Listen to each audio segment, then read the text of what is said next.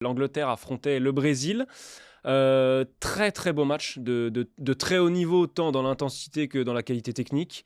Mais à Oui. l'arrivée, une première défaite pour l'Angleterre depuis l'élimination en quart de finale de l'Euro contre l'équipe de France. Philippe, qu'est-ce que tu as pensé de cette rencontre? Et je te pose tout de suite la question un petit peu provoque, mais est-ce que on voit l'Angleterre un petit peu trop belle par rapport à tout ce qui s'est dit avant cette rencontre et tout l'emballement qui est autour des talents individuels de cette équipe? Alors, oui, en Ça fait effet, beaucoup à la merci pour... fois. Ça fait beaucoup.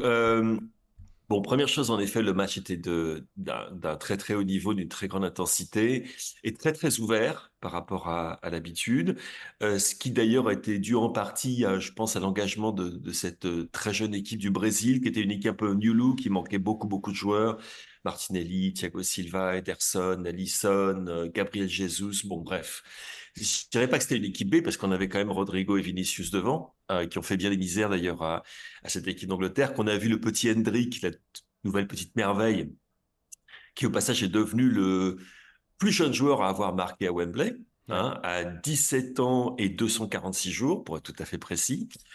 Et une équipe du Brésil très agressive. Je ne t'étonnerais pas si, en disant ça, quand tu sauras que Lucas Paqueta et Bruno Guimaraes étaient en milieu de terrain, généralement, quand ces deux-là sont là, ça fait le ménage et ça le fait plutôt bien. Comme Jude Bellingham s'en est rendu compte, d'ailleurs, au passage, qui a été fauché à répétition. Mais bref, c'était un match de haut niveau. C'était un match, cela dit, dont on tire pas énormément d'autres conclusions que le fait que cette équipe d'Angleterre, son premier 11, est de très très grande qualité, certainement devant, je pense, soutient la comparaison avec n'importe quelle autre équipe Ouais. au monde, mais que par contre, quand il manque des éléments essentiels, c'est un peu plus compliqué. Et les éléments essentiels qui manquaient, en l'occurrence, c'est Bukayo Saka, qui a un petit problème musculaire et bon, qui est devenu un titulaire indiscutable, bien évidemment, pour l'équipe d'Angleterre, comme il l'est pour Arsenal.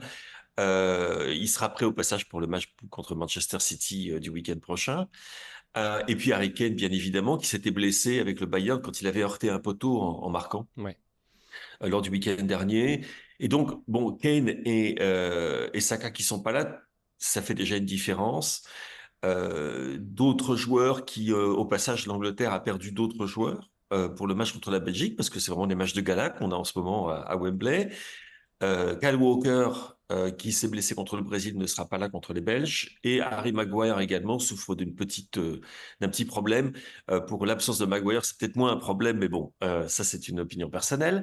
Mais c'est vrai que cette équipe d'Angleterre a paru assez fragile derrière, que certaines titularisations de Southgate pose peut-être problème, ou en tout cas ont montré qu'il y avait des zones dans lesquelles l'équipe d'Angleterre était loin d'être parfaite. Je pense au match de Conor Gallagher, par exemple. Ouais. C'était pas ça. Ben Chilwell à gauche a connu de gros problèmes. Il revient de blessure, c'est vrai, mais il a pas paru très en forme. Et du coup, bon, Luke Shaw est évidemment, qui sera le titulaire sur le côté gauche, était également absent. Kieran Cyprien n'était pas là non plus. Bon, bref, c'est ça, je pense, les enseignements, entre guillemets que l'on tire de ce match, à savoir que Gareth Southgate n'a pas fait l'objet de grosses critiques, parce qu'on savait très bien que le matériau qu'il avait contre les Brésiliens n'était, on l'espère en tout cas, pas le matériau dont il disposera lorsqu'il faudra jouer contre le premier match, je vérifie, c'est le 3 juin, contre la Bosnie-Herzégovine, le premier match de cet Euro 2024. Donc, de ce côté-là, je pense qu'il s'en est plutôt bien tiré. On a été un peu surpris, je pense, de la performance du Brésil, parce que très honnêtement, je sais pas si tu as vu la composition de la Seleção, Ouais, ouais, très mais je remanié. crois que les gens qui ne suivent pas le football brésilien de près, la moitié des noms ne leur auraient pas été familiers. Une équipe franchement expérimentale, mais qui était super remontée, qui a fait du bon boulot et qui s'est imposée, ma foi, tout à fait logiquement, puisque la plupart des grosses occasions ont été à l'avantage de cette jeune équipe brésilienne et pas de l'équipe d'Angleterre, où encore une fois, au passage, on a vu un Phil Foden très en retrait par rapport à ce qu'il nous montre avec Manchester City.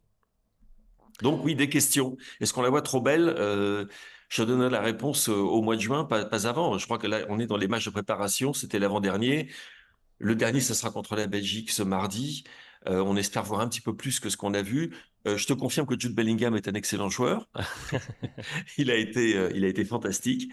Mais bon, à part ça, c'est vrai que c'était une équipe qui était un petit peu de briquet de broc. Southgate n'était pas d'ailleurs au passage particulièrement désappointé. Il a mis en avant la qualité de la performance de Gordon, par exemple sur le côté gauche. Je pense que c'est pas quelque chose qui surprendra quiconque a vu Newcastle.